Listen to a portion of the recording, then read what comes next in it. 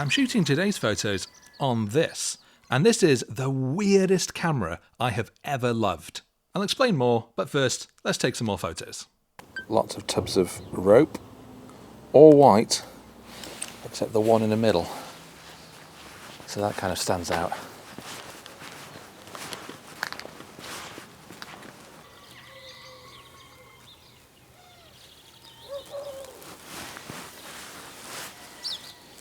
I'm anticipating this being a bit more of a panorama.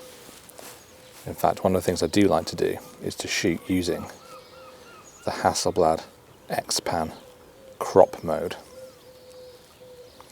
which shows you that scene as a very narrow panoramic crop. Now, if you're shooting in JPEG, then that crop will be applied to your image, but if you're shooting in RAW, then it won't be, so you can recrop however you want. Now, I'm shooting in RAW and JPEG, so I'm actually going to get both. I will get the JPEG with the panorama applied, but then I still have the RAW file, which gives me the option to recrop it if I want to. It's f16, 1/10 of a second, underexposing because I want to make sure I retain as much detail in the sky as I can. I'm just going to put the 90mm on here. Try and zoom in a little bit and actually use some of the pools of water in the bay as reflections, because it's reflecting nicely some of the coloured houses behind. And that's kind of lost when I'm using the wide angle lens, so I'm hoping that by getting in a little bit closer I can find some more interesting compositions within this scene. And immediately I prefer this shot because we've got much closer, and I love this composition because we've got the lovely row of houses with all those different pastel tones. We've got the boat down here, we've got these nice reflections, and then just this little lobster pot in the bottom of the frame. Same settings as before though, pretty much. f13, 1/10 of a second.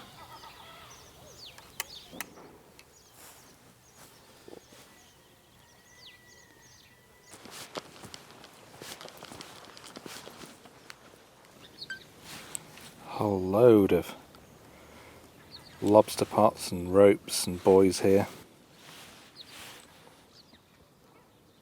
And just move around again, try and find some close-ups where you can get some great details on these ropes, on all these textures. It's a fascinating place to take photos. So love these ropes, f19.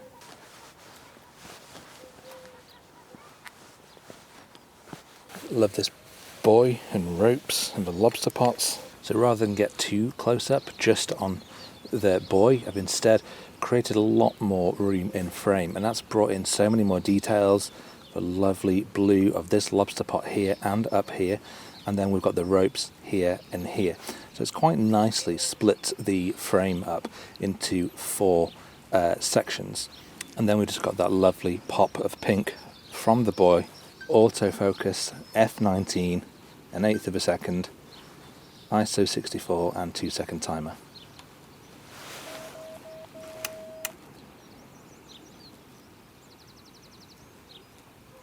I've moved away from the main harbour area and I'm kind of looking back at it now. And that's great with the 90mm on because I've got this lovely view of the buildings, but in the immediate foreground I've got these beautiful pink flowers. So I've set up a shot where I'm really quite low, so I've got both elements in the frame.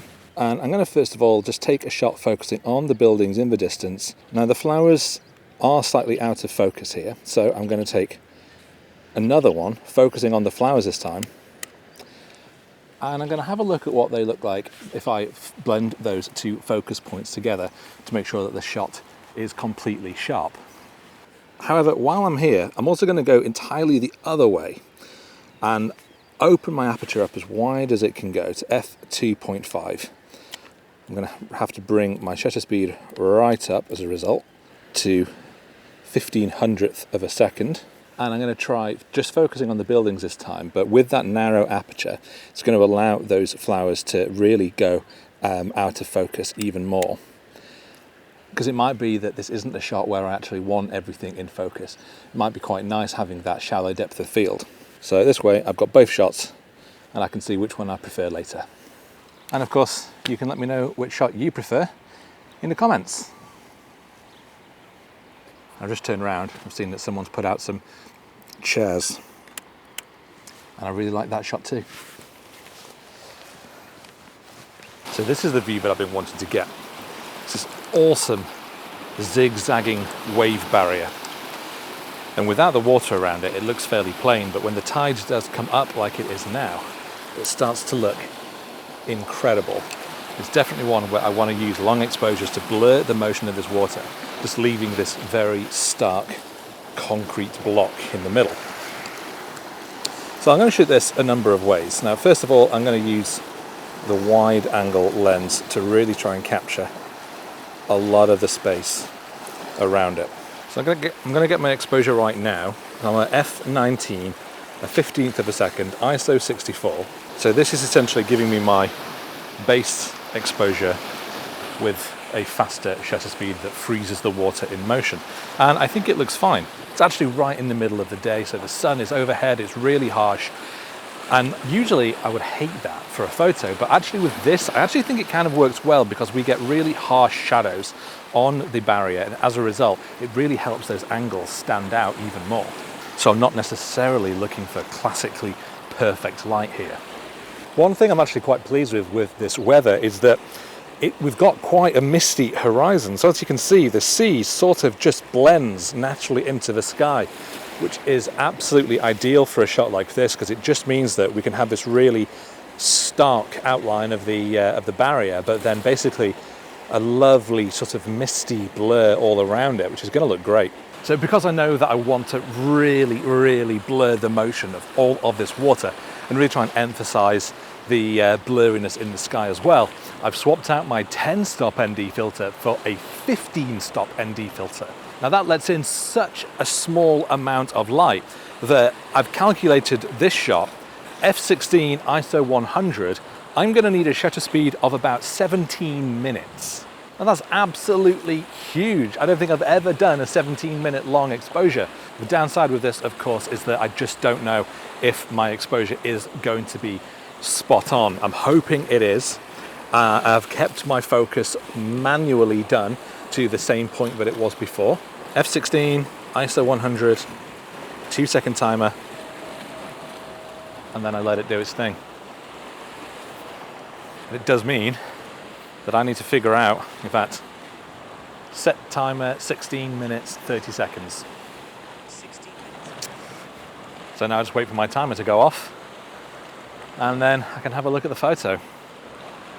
It's a little nerve-wracking because I can be waiting now 17 minutes, and actually it might not come out very well at all. There is a boat coming in.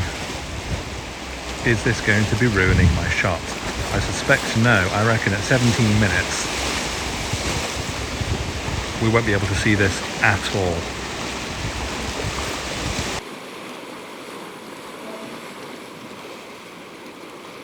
There goes my timer. Any second now. This should be done. It's done. Whoa! That is too dark. Oh man, I mean, I think it looks good, but that is far too dark right now. I mean, there's probably a lot of room in this for me to bring that exposure back up in Lightroom. So I'm going to show you the raw version straight out of camera, and then here's what I've been able to do with it in post.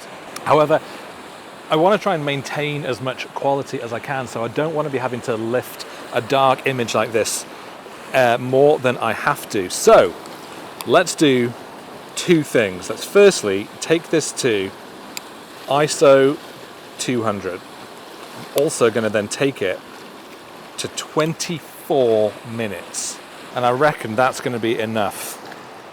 Also, just want to double check my composition. I think I'm going to move it slightly over here, so I'm looking down the harbour wall a little bit more. I think that looks great.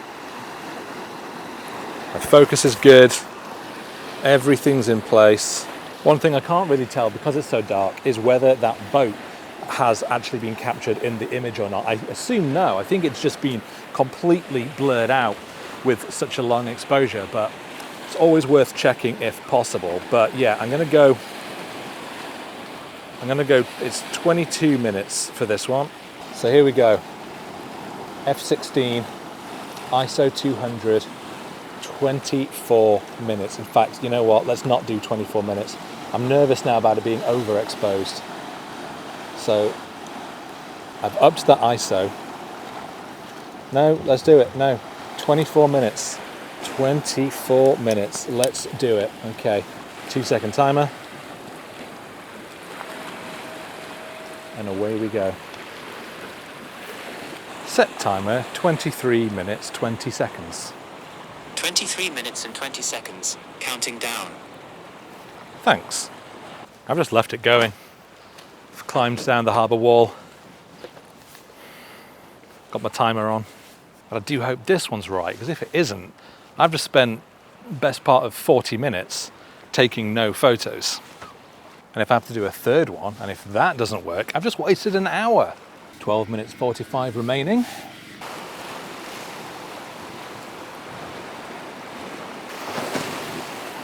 One minute 45.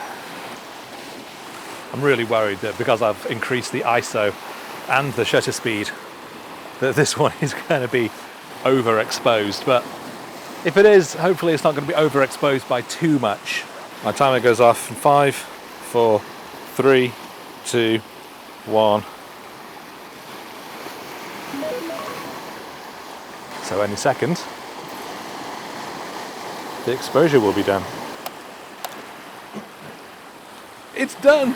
Okay. Let's take a look together. When I press it, I'm going to put the raw file on screen so we can find out at the same time. After 24 minutes, it looks like 3, 2, 1. This.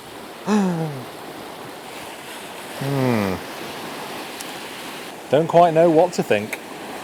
Looking at the raw, there's very much a hot spot in the middle. That middle portion is way, way, way brighter than the outside of the frame. Now, if I have a look on the back of camera, this is telling me that it is not overexposed or underexposed at any point. It's definitely got its dark and light points, but it hasn't clipped.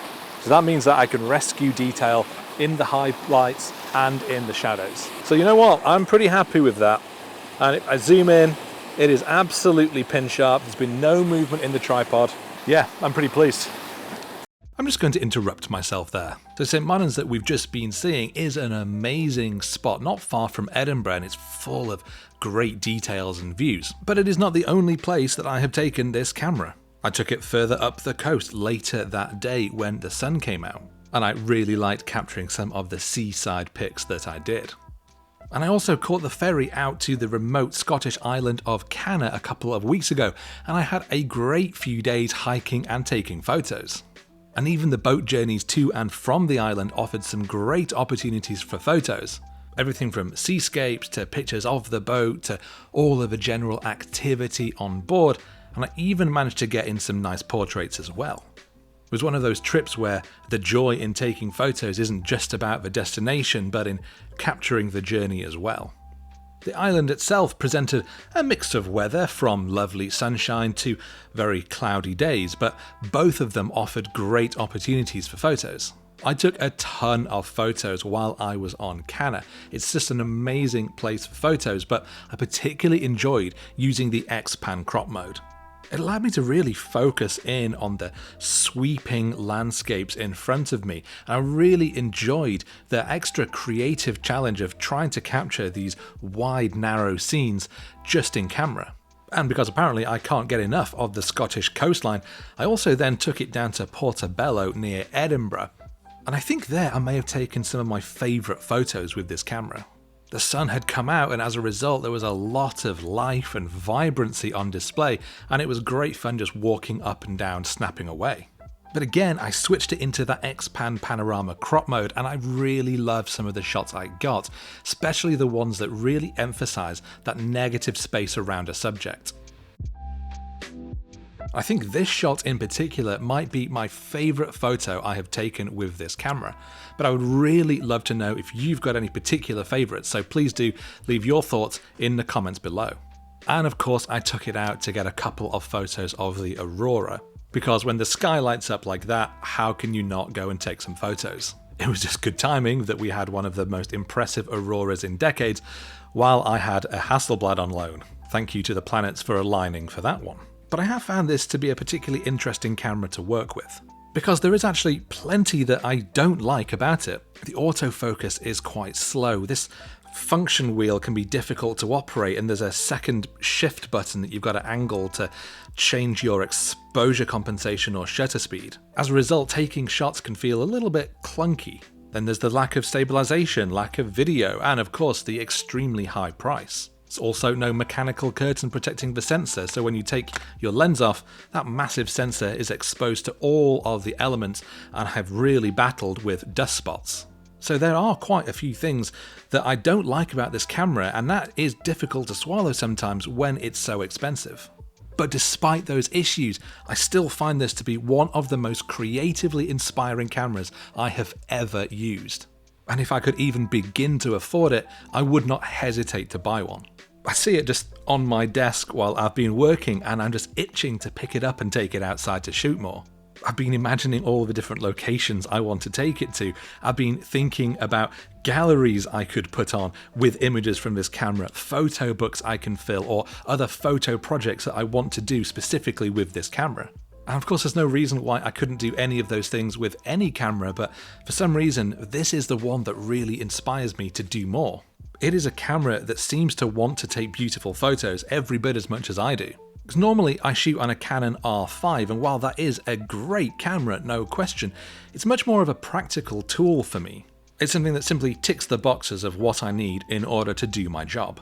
It feels similar to a plumber buying maybe a transit van for work. It's the perfect vehicle for the job that they do, but it's not the vehicle they dream of driving down the Italian coast. A classic Ferrari, well, now we're talking. But try getting all those plumbing supplies in the back of a two-seat sports car. My R5 then is more like that van, the perfect practical workhorse for my job. The Hasselblad is the dream roadster. It's the thing that I want to see on my shelf, not instead of the R5, but alongside it, patiently waiting for the week's work to be done so that we can head out into the countryside and have some fun.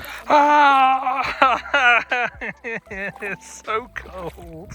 But unless I win the lottery, which is looking unlikely, that just isn't going to happen. So I'm going to end today's video right there. I really hope that you've enjoyed watching it, and I really do want to hear any thoughts on the shots that you've seen today. So definitely please let me know which ones you've enjoyed in the comments below. But thank you so much for watching. If you've enjoyed the video, do please hit that like button, and of course consider subscribing to my channel if you don't already, and I will see you next time.